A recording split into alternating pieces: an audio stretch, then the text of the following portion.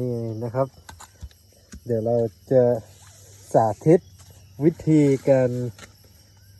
สอดเชือกเปเพื่อจะผูกเปกันเลยนะครับ นี่ไม้นะครับทุกคน ก็ต้องมีไม้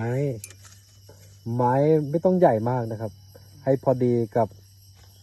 รูหรือเล็กกว่าได้นะครับ แต่ต้องมีความแข็งแล้วก็สอดเข้ามาสอดเลยนี่นะครับแล้วก็สอดเข้ามาสอดแล้วนะครับก็ดึงสอดแล้วก็ดึงให้มันมาโผล่ในปลายที่หนึ่งนะครับง่ายมากเลยนะครับหากใครมีปัญหาในการสอดก็นำวิธีนี้ไปใช้ได้เลยนะครับ